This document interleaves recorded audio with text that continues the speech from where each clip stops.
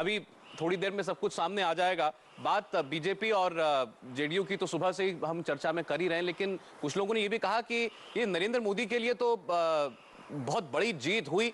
पहले campaign committee के मुखिया बने, उसके बाद पार्टी में जो विरोध में थे वो किनारे हो गए आडवाणी जी, और अब एनडीए में जो विरोध में थे वो भी अपने आप किनारे हो गए। तो अब तो कहीं से विरोध बचा नहीं। ये सही परिप्रेक्ष्य नहीं है इस सारे को देखने का। मैं पहले अभी ये कहना चाहता हूं कि जेडीयू के महासचिव का मैं बयान देख रहा था। भाई आपको आपको गठबंधन तोड़ना जरूर तोड़िए, लेकिन कम से कम सत्य की बयानी तो करिए। हमारे सिर पे क्यों ठीकरा फोड़ रहे हैं?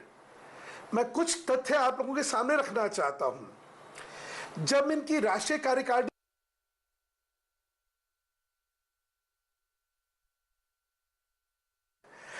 हमारा 2014 में नेतृत्व कौन करने वाला है ये तय करें, इन्होंने यही कहा ना।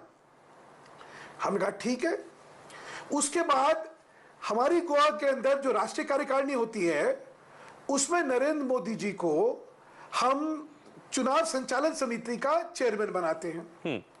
उसके बाद इनका बयान आता है कि भाई ये भाजपा का आंतरिक मामला है, उनके यहां कौन चेयरमैन हो, कौन क्या क्यों संगठनात्मक जिम्मेदारी कौन लेगा, ये उनका आंतरिक मामला है।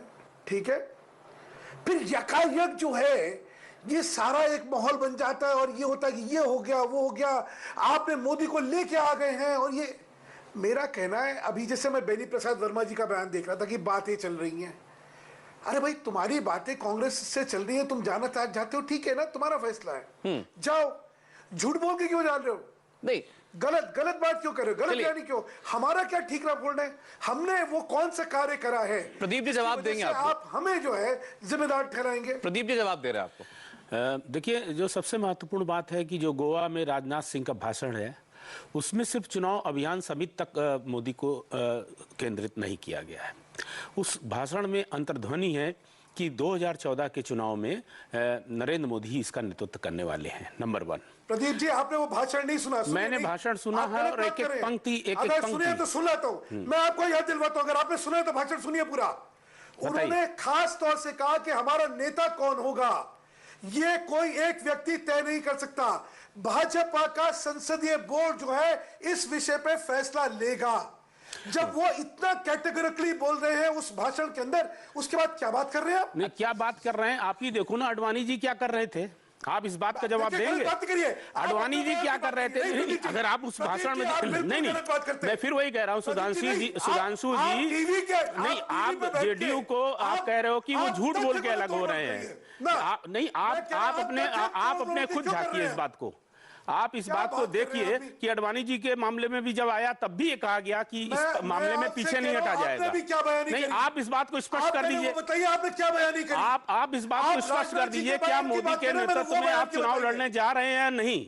आप स्पष्ट कर दीजिए। अभी कोई तय नहीं है, बिल्कुल मैं स्पष्ट कर रहा हूं। वही कह रहे हैं कि आपका जो हिडन एजेंडा होता है, भारतीय जनता पार्टी का जो हिडन एजेंडा होता है वो दिखता नहीं है। आप सुनिए, आप पहले सुनिए।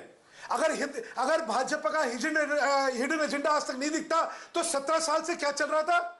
ये तो 17 साल से अनहोली कोलेशन था। ये बात करते हैं आप भी? मैं वही कह रहा हूं, ये एक अपवित्र गठबंधन था जिसकी परिणति यही होनी थी अंततः, क्योंकि दोनों अभी मैंने शुरू में ही इस बात को कहा कि आप बेटे से दोस्ती करेंगे और पिता से नहीं, पिता से दुश्मनी करेंगे। मैं अभी स्टूडियो में इस बात को कह चुका हूं कि ये एक अनहोली गठबंधन था। सत्ता को हासिल करने के लिए बिहार की जनता लालू प्रसाद यादव के शासन से परेशान हो चुकी थी। लोगों ने इस गठबंधन को वोट दिया और वैचारिक आधार पर यह गठबंधन न था और ना आगे चलना था। ये दूसरी बात है कि ये 17 साल ये गठबंधन चल गया। आप भी कमाल की बात करते हैं।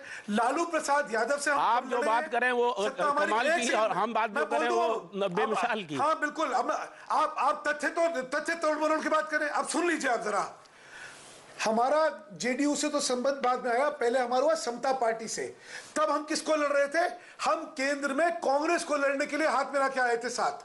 लालू प्रसाद यादव का तो बहुत बात की चीज है और 17 साल से ये पहले कांग्रेस को लड़ने के लिए हुआ क्योंकि हमारा राष्ट्रीय गठबंधन था इन लोगों के साथ। उसके बाद बिहार वाला हुआ सारा मामला और जहां तक मैंने कहा ना, आप तथ्य को गठबंधन का नेता कौन था? मैं आपको बोलता हूँ नहीं, इसीलिए मैं कह रहा हूँ वो नेता भी तो बता दीजिए ना कि उस समय नेता कौन था? किसका, कौन से गठबंधन का? जब समता पार्टी के साथ आपका गठबंधन था तो आपका नेता कौन था? हाँ बताइए। अटल बिहारी वाजपेयी। हाँ, तो अटल बिहारी वाजपेयी की देश में छवि क्या है? नरेंद्र मोदी की छवि नहीं है। अटल बिहारी वाजपेयी वो शख्स थे जिन्होंने नरेंद्र मोदी को कहा था दंगों के बाद कि राजधर्म का पालन करो। नरेंद्र मोदी उस दंगा पीड़ितों के बीच में कह के आए थे और विदेश यात्रा कर रहे थे। मुझे याद है अच्छी तरीके से, उन्होंने कहा था मैं किस मूल को लेकर क्या कहते हैं विदेश जाऊंगा, कि हमारे देश के लोग हमारे यहाँ क्या कहते हैं कि शिविरों में रह रहे हैं। ये अटल बिहारी वाजपेयी का भाषण है, अगर आपको याद ना हो तो याद कर लीजिएगा। सुधांशु जी, मुझे मैं बीच में आ जाता हूँ थोड़ी देर। मैं तो पहले तो ये विनती करूंगा, आप उत्तेजित क्यों हो रहे हो? उत्तेजित ना हो आप इतने। भारतीय जनता पार्टी करती है और अच्छा मुझे ठीक है, मैं भी जरा बीच में आ जाऊं। राजनाथ जी के बयान को तोड़-मरोड़ के बात कर रहे हैं। सुनिए सुधांशु जी बात सुनिए। आप लगातार ये कह रहे हैं कि ये जो आपके पार्टी के ऊपर दोषारोपण किया जा रहा है, ये गठबंधन टूटने का, ये गलत बयानी जेडीयू कर रहा है, ये आपकी बात है, ये दर्शकों ने सुन ली। अब आप मुझे बताइए, आप दूसरी कोशिश कर रहे हैं ये साबित करने की कि नरेंद्र मोदी कोई प्रधानमंत्री पद के उम्मीदवार घोषित नहीं हो गए, लेकिन ये देश राजनीति को समझता है सुधांशु जी। ऐसा नहीं है कि इशारे नहीं जानता। और जेडीयू, नीतीश कुमार, ये सब तो बहुत अनुभवी नेता हैं। ये बात सही नहीं है कि ये उनका कंसर्न अब से नहीं है, कई वर्षों से है, पिछले 2 वर्षों से तो कम से कम है। और ये लगातार वो आपकी पार्टी को बताते रहे, आप लोगों को बताते रहे कि अगर ऐसा होगा तो हमारे लिए मुश्किल हो जाएगी। उनका ये कंसर्न आपने भी तो नहीं माना। सौरभ, आपने कार्यकारिणी की बात, दिसंबर की कार्यकारिणी में सुधांशु जी, दिसंबर 2013 की, उससे पहले नरेंद्र मोदी को अभियान समिति का अध्यक्ष तो नहीं बनाया गया था। ये नया डेवलपमेंट है, तो ये डेवलपमेंट होना ही था। कार्यकारिणी में भाषण किस किस ने दिया सुधांशु जी, बताएं आप? भाषण किस किस का हुआ, अंत में भाषण किसका हुआ? अब ये संकेत देश समझता है। और अगर आप कहते हैं कि ये किसी को समझ में नहीं आता, पार्टी तो के पुरुष अडवाणी जी क्यों नहीं गए कार्यकारिणी में? अब मैं बोल लूंगा जवाब, मुझे पूरा जवाब देने का मौका देना चाहिए जी। देखिए, संकेत जिनकी आप बात करें, उन्हीं संकेतों के बाद जेडीयू ने कहा यह भाजपा का आंतरिक मामला है और वो किसको अपना अध्यक्ष बनाएंगे संचालन समिति का, यह हमारा विषय नहीं है। ये मैंने नहीं कहा था, जेडीयू ने कहा था। इसलिए फिर मैं वही कह रहा हूं, जो करना है करें, तथ्यों को गलत ना पेश करें। उसके बाद सडनली 3 दिन बाद ही हो जाता है। और जहां तक नरेंद्र मोदी जी का सवाल है, मैं फिर आपको बतला दूं, भाजपा के अंदर हमारा नेतृत्व कौन करेगा, कौन नहीं करेगा, इसका निर्णय जो है भाजपा का संसदीय बोर्ड करेगा। कब करेगा, कब नहीं करेगा, ये जब होगा तब तय होगा। हम लोग किसी को करेंगे नहीं करेंगे, ये सारे प्रश्न जो है अभी इन पे कोई निर्णय नहीं है। इसीलिए बहाने ना बनाए कोई। और दूसरी बात ये प्रीएम्प्टिव पॉलिटिक्स नहीं हो सकती है। आप हम पे क्यों मर रहे हैं जो चीज हमने तय नहीं करी है? और ये स्थिति आज की नहीं है, 2009 से पहले भी आपका वेबनेस नहीं लड़ते आप 2009। आप रुक जाइए ना, आपका जो था जब हम बिहार में चुनाव लड़े तब भी ये था, नहीं लड़ते आप। अभी ऐसा क्या हुआ है जिसकी वजह से आपके ये कहने के बावजूद कि ये भाजपा का आंतरिक मामला है, उसके बाद आप बदल जाते हैं? ये ठीक नहीं है। मेरा एक और आपको बतला देता हूं, इस देश में अगर आपने समाजवाद की एक नीति देखी हो तो क्या थी कि सुधरो या बदलो, यानी सुधरो या टूटो, सॉरी सुधरो या टूटो। वो होता क्या था, सुधरो या टूटो नहीं होता था, टूटो या खत्म हो। एक जमाना था जब समाजवादी विचारधारा 12 राज्यों में सबसे सार्थक विचारधारा थी जी। उनका राजनीतिक वर्चस्व था। वो वर्चस्व क्यों खत्म हुआ?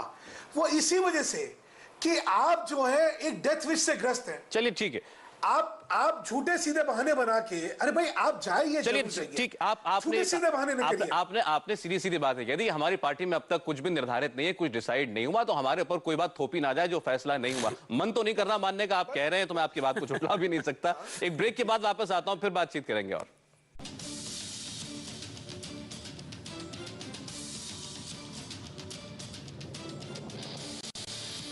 नमो पर बीजेपी और जेडीयू में राम राम बस तय है और ऐलान का इंतजार हो रहा है। चलिए पटना से एक अपडेट ले लेते हैं। नीतीश चंद्र हमारे सहयोगी मौजूद हैं।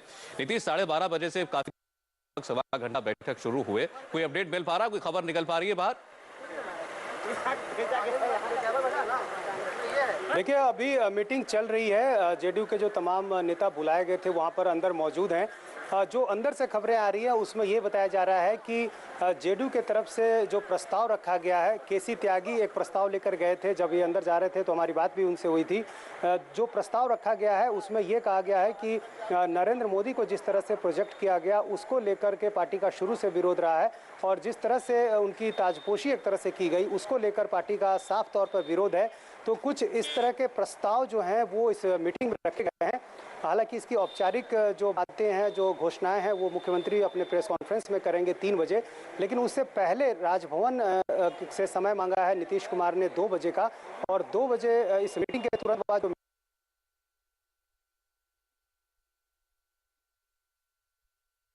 आखिर कहते हैं नीतीश कुमार भवन जाकर। सौरभ, अगर अभी 2 बजे का वक्त जाने ये बात सही है तो फिर तो बहुत वक्त नहीं है। उम्मीद की जानी चाहिए कि अब कभी भी बैठक खत्म होगी और फिर नीतीश कुमार जो है वो राज्यपाल से मिलने के लिए जाएंगे। चलिए लौटते हैं एक छोटे से ब्रेक के बाद। हमारे साथ प्रदीप सौरभ और सुनाश मित्र पास आएंगे।